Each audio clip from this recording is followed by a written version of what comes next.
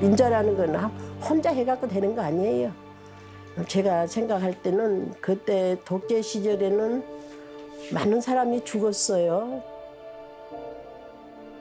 근데 도대체 얻은 것이 무엇인지, 왜 이 사람들은 이렇게 이 조그마한 방에 이렇게 걸어만 놔야 되는 건지, 그런 것들에 대한 제가 이야기를 하고 있는 겁니다, 지금. 생각해보면 저희가 이한열 열사는 사진이라도 있어서 네. 이렇게 기억을 그래도 하고 있지만 네. 정말 기억조차 못하고 있는 희생자들도 정말 많은 것 같아요. 내가 이제 여기 와서 이렇게 인터뷰를 합시다 이렇게 권한 거는, 내 아들은 그 엄청난, 나는 힘들지만은 나는 그 사진을 보면 힘들고 분하기도 하고 기가 막히지만은, 이 많은 사람들, 그 사진 없는 사람도 있습니다. 여기 지금 이 사진 속에는 이 사람들하고 같이 가는 거예요. 이 사람들은 우리는 같이 가야 된다. 같은 뜻으로 같은 현장에서 이렇게 이제 뭐 여러 가지 죽음이 있었으니까, 그래서 이제 우리 기자 선생님들 여기 오시라고 했던 게 제 목적이고요.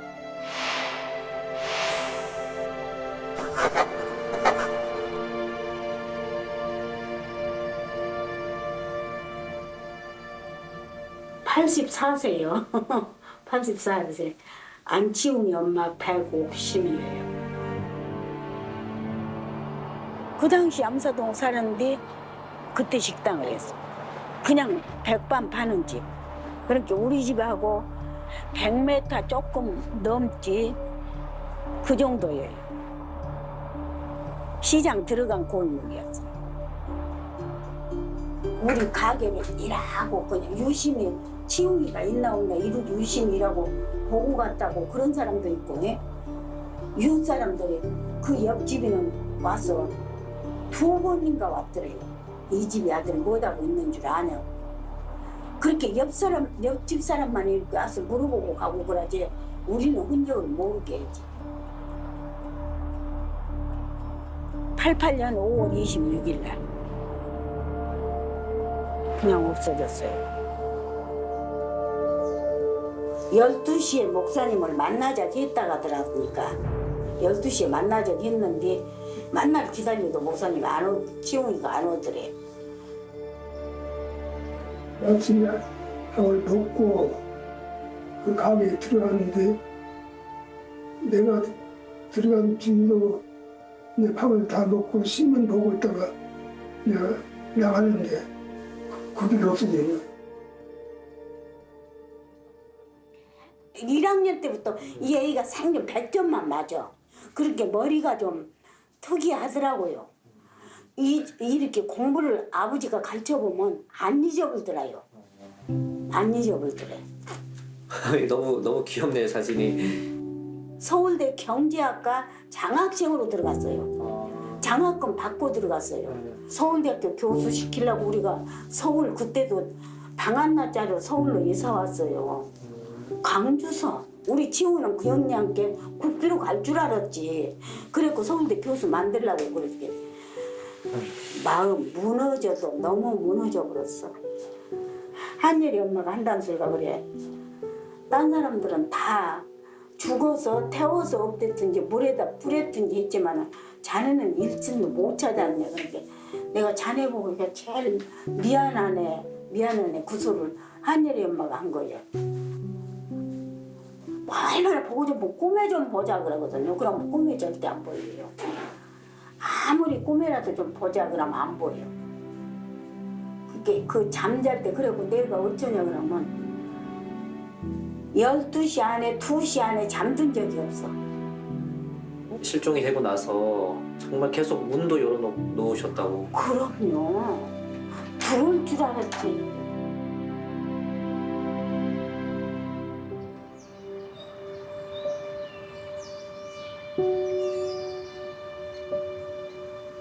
우혁이는 치웅이의 2년 후배가 되네요. 서울대 무역학과 8회학번이고 우혁이는 서양사학과 84학번이니까요. 저는 우혁이의 형 최종순입니다.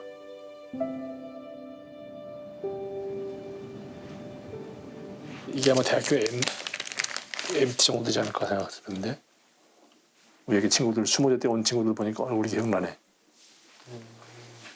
키도 좀 큰 편이고. 아 그러네요. 네, 거의 제일 크네요. 87년 9월 8일 어머니 아버지가 연락받고 여기 왔다가 이제 우리에게 사고 난 거 알고 전화를 해서 우리가 간 게 아마 한 12시쯤 아마 1시쯤 부대장이 뭐 안내하는 대로 쭉 따라가면서 한 바퀴 삥 돌고 나니까 믿어지진 않고 근데 시신은 봤으니까 죽은 건 분명한데 상황 근무 끝나고 들어와서 자는 척 하다가 금방 일어나가지고 불침번한테 뭐 자녀 작업이 남아있었고 간다 하고 나갔다는 거예요.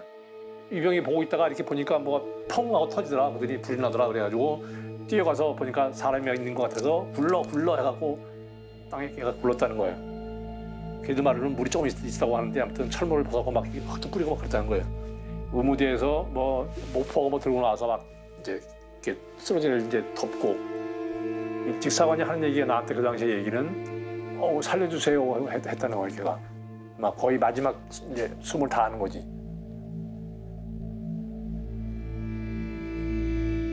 그리고 이제 이건 우리 죽은 다음 사진이에요. 아 다음 사진이에요. 네. 그 부대 안에서 장례를 치르는데 이제 시신을 달라. 그러면 남쪽은 내려간다. 그랬더니 시신을 못 주겠다. 군대를 안 가려고 마음 먹었는데 어머니가 억지로 가라고 하니까 노동운동하기 더 마음 먹고 있었고. 근데 이제 억지로 가라고 하니까 이제 몇 개월 버티다 안 되니까 그럼 내년 4월 달까지만 내가 하던 거 마무리하고 군대 갈게요 하고 이제 본인은 양보를 했죠. 그래서 이제 갔는데 6개월 만에 얘가 이제 죽으니까 어머니는 이제 내가 사지를 몰아넣었다. 그리고 자책을 할 수밖에 없잖아요. 흔히 쉽게 표현하면.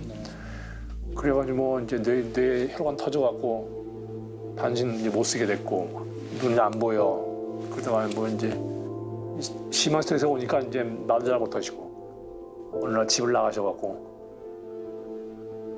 당인리 발전소 마포에 가면 영등포 오다리 쪽에 당인리 발전소가 있어요. 옛날에 이제 요새는 그건지 모르겠는데 거기서 한강을 투신하셨다고. 제일 처음에 군에서 그런 사망 경위나 이렇게 가족한테 설명한 내용이 혹시 기억나세요? 군 생활이 힘들어서 그랬다. 처음에 무슨 뭐 애인 문제다 뭐 우혁이 있는 부대 60여 단의 보안 단장 대위는 우혁이는 관찰 대상이 아니다라고 잡아뗐는데 인접 부대에 있는 보안대 근무하는 사병이 자기 상사한테 옆에 있는 부대에 관찰 사병이 하나 죽어서 골치 아프게 됐다라는 말을 들었다는 거야. 그 당시 부대 관련자들 이렇게 진술을 보게 되면. 근데 이런 얘기를 내가 작년 8월 달에 이 CD 이거 2개를 다 받아놓고 보니까 아버지는 이런 내용을 몰랐어요. 이런 자료를 공개 안 하거든. 아 근데 그걸 가족들한테도 공개를 안 했어요. 가족들한테 공개하는 거는 쉽게 표현하면 뭐 한 10장, 20장짜리 결정문 해가지고 딱 중요한 내용만 추려서 딱 나오지. 뭐 이런 세부 내용이 안 들어있지. 지금 이 자료는 따로 정보공개 청구를 해서 받으신. 그렇죠. 이게 22만 원이에요. 22만 원. 그러니까 어떤 기분이냐면 야 니들이 죽게 만들어 놓고 그 자료 청구하는데 22만 원을 한 돈을 받아? 억울하기도 하고. 근데 이거 받으려면 돈을 내야지. 이 친구예요. 얘가 위생병인데 사고 당시에 유서가 있었는데 정부가에서 없앴다라는 얘기를 들은 적이 있습니다. 이 진술 때문에 지금 알게 되신 거군요. 그렇지. 유서의 존재를. 예. 근데 이걸 왜 안 했냐? 안 했다니 이해가 안 되는 거지. 그럼 누가 유서를 없앴는지도 전혀 지금 알 수 없는 거네. 그렇지. 우혁이 죽은 다음에 보안대에서 와서 정보를 뒤졌다는 거거든. 원래는 보안대 손대면 안 되거든. 네. 헌병제가 와서 해야 되거든. 근데 다 이미 다 했다는 거지.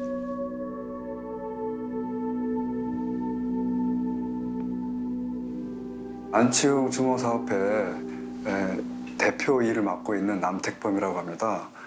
그리고 저는 안치웅 그 열사와 같은 서클이었고요. 최훈 열사는 84학번이고 안치웅 열사는 82학번이라서 집회라는 그런 한 자리에는 있었을 것 같은데 개인적으로 만날 수 있는 그런 기회는 없었다고. 실종 직전까지도 경찰에 의해서 처찰을 받고 있었다. 아무런 혐의가 없었는데 이 사찰 수준이 이제 미행할 정도의 아주 밀착함이셨다. 국가기관이 왜 사찰했는지 그 이유를 알면 안치의 실종을 알 수 있다. 그러나 국가기관에서는 그 이유를 해명을 하지 않는다. 안기부나 보안사에 자료 요청을 했는데 묵묵부답 답변이 없었고 군 복무 중에 부대 안에서 그런 이제 그 사망이 이루어진 이유가 뭔가 학생 운동을 했던 사람이 부대 안에 들어와서 반복적인 수사를 받았고 강요를 받았고 그 과정에서 죽음으로 이렇게 결과가 됐는데 국가의 그 관여 없이는 그건 있을 수 없는 일이다라는 거고요. 그 부분은 국가가 좀 소명을 해야 되는데 관련된 자료, 그러니까 보안사의 그 녹화 사업 관련된 각종 업무 지침 이런 부분들이 현재 지금 드러나 있는 게 없기 때문에 2000년, 2004년에 의문사위원회에서 조사를 계속했었고 네. 또 이제 지금 하회진실위원회에서도 이제 조사를 했었고 또 하고도 있고 네. 조사를 하는데도 여기서도 자료를 못 받는 건가요? 강제로 수사할 수 있는 수사권이 없었거든요. 그래서 이제 특정 기관이 자료를 안 내놓는다 그러면은 압수수색을 해서 자료를 확보한다든가 이런 이제 절차가 필요한데 그런 이제 장치가 없었던 거죠. 해당 자료가 없다고 이야기하거나 혹은 아예 답변을 안 하거나 가장 필요하다고 생각하는 자료는 좀 어떤 자료인가요?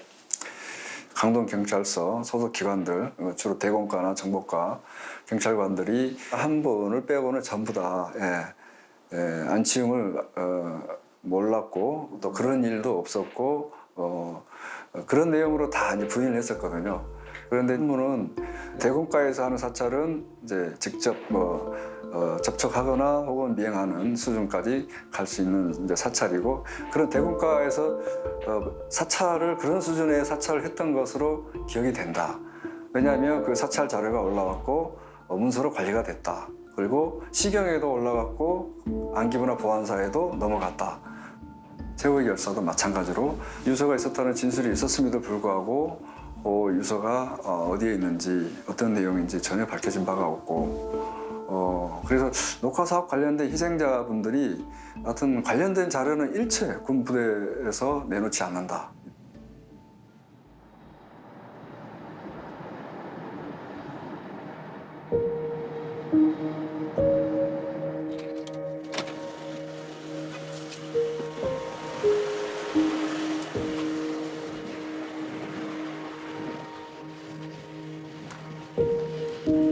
안녕하세요. 네, 저 KBS 연중 기자입니다. 네.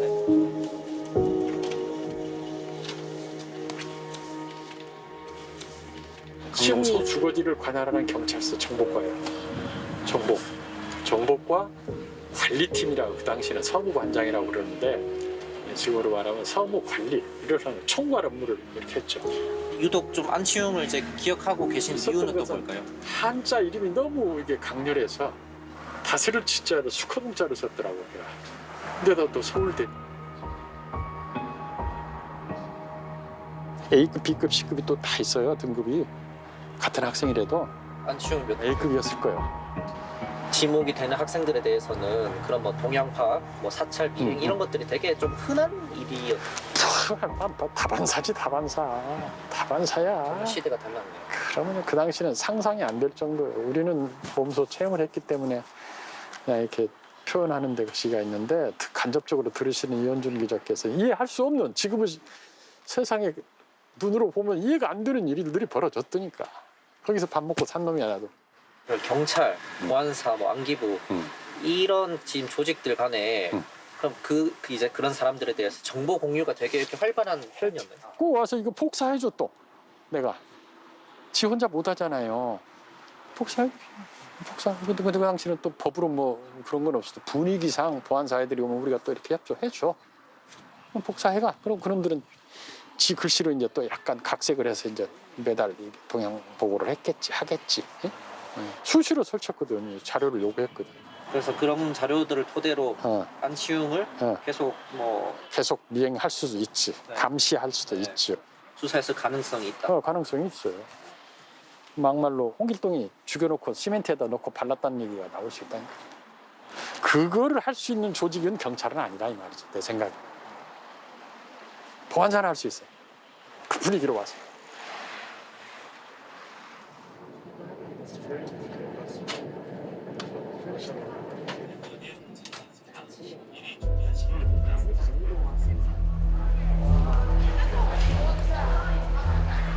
할 수 없죠 뭐. 그러면 통화는 괜찮을까요? 아 대구에 오긴 했는데.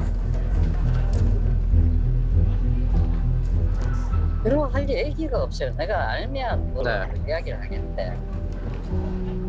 그 의무병 하시던 분이 이 유서가 있었다고 들었다. 근데 그거를 없앴다는 얘기를 들었다. 뭐 이런 진술이 있더라고요.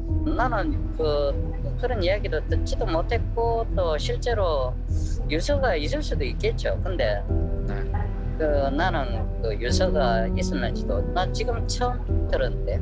그 당시에 뭐 군에서 윗사람들이 병사들한테 네. 뭐 증언을 강요를 하거나 그런 건 없었어요. 이거는 보안사 거예요. 자기들 내부 규정이에요. 보면 관계 법규가 이렇고요. 그다음에 서약서를 가 있고요. 퇴직을 해도 이걸 그러면 이거를- 하는 서약이 이걸- 있군요. 양심 선언을 할 수가 없는 구조네요. 저는 꼭 말씀드리고 싶은 게 그 개인만의 문제가 아니라는 거예요. 그 사람들도 자기가 지득한 사실에 대해서 공개할 수 없도록 촘촘히 막혀져 있다는 거죠. 뭐 보안 각서 그리고 뭐 그들도 서약서들을 다 쓰고 결국은 뭐 퇴직을 하든 이렇게 하기 때문에 여전히 관련 사실에 대해서 자기가 불리한 처벌이나 어떤 불리한 상황을 감수할 어떤 용기를 내지 못하는 풍토 속에서 여전히 있다는 거예요. 그 해당 기관이 기관명을 이렇게 바꿨지만 군 같은 경우에는 보안사, 기무사, 군사안보지원사령부로 바꿨지만 기관의 장이 그 족쇄를 열어주는 노력 또한 필요하다. 그러니까 정보공개 청구를 통해서 입수한 자료에 의하면 매우 특이한 내용들이 이렇게 좀 확인되었는데 실제 녹화 공작이 84년 12월로 해서 종료했다고 이야기했지만 제가 지금 보여드리는 것처럼 곧바로 85년 1월부터 선도 업무라고 불리는 이 지침들 수립과 함께 동일한 형태의 공작들이 88년까지 진행되었다고 하는 사실을 확인할 수 있었고 전두환 신군부 정권 출범 초기에 있었던 패턴과 같은 녹화 공작과 같은 형태로 이 선도 업무라고 불리는 공작들이 지속되었다는 사실을 확인되었고요. 어디 국방부에서 뭐 만든 자료인가요? 기무사령부가 국방부 과거사위원회에 제공한 자료죠. 최우혁에 대한 그 국방부 전공사상자 심의위원회 그 자료에 의하면 당시 해당 부대에는 이 학생운동 전력자에 대한 그 지칭을 음모로 산비둘기 또는 비둘기라고 하는 형태의 음모로 사찰 관리들이 이루어지고 있다는 부분들이 확인이 되었는데 망자의 경우가 바로 그러한 부분들이 그 언급되어 있는 사실들이 확인할 수 있었고요. 운동권 학생들을 관리하는 선도 업무가 있었다는 이 자료가 네. 혹시 뭐 그 예전에는 뭐 몰랐던 건가요? 그렇죠. 몰랐던 거죠. 85년부터는 더 이상 하지 않겠다고 선언을 했지만 곧바로 이제 진행을 했던 거죠. 운동권 전력을 갖고 있으니까 관리되었을 수 있겠다고 하는 추정은 누구나 할 수 있는데 구체적인 그게 무엇이냐 하는 부분이 이 선도 업무라고 불리는 공작 대상자였다고 이렇게 보는 게 무방하다는 거예요. 망자를 포함한 그 군입대한 학생운동 전력자에 대한 선도 사업 피해 실태와 규모는 어떠했으며 망자에 대한 구체적 사망 경위에 어떠한 접촉, 사찰, 조사 있었는지에 대한 부분을 이제 밝히면 되는 거잖아요. 그 책임이 보안사에 있다. 그렇죠.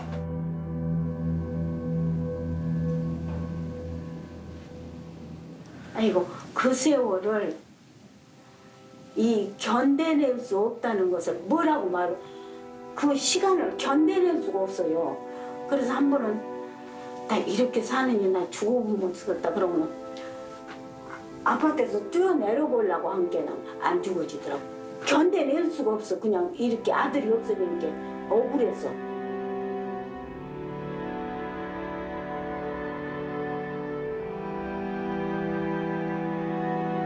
한예리 어머니 아버지 종철이 어머니 아버지, 이 형님도 어머니 아버지 다 돌아가셨어요.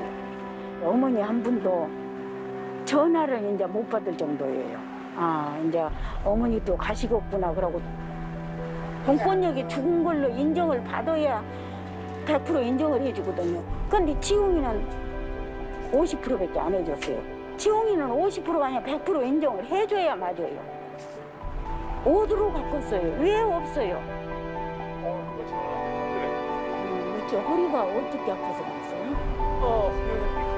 다 무서워서 말 못하고 그 엄혹한 시절에 지 목숨 바쳐서 그나마 민주주의 사회 만드는 데 기여했는데 그 사람들은 이렇게 홀대하는 게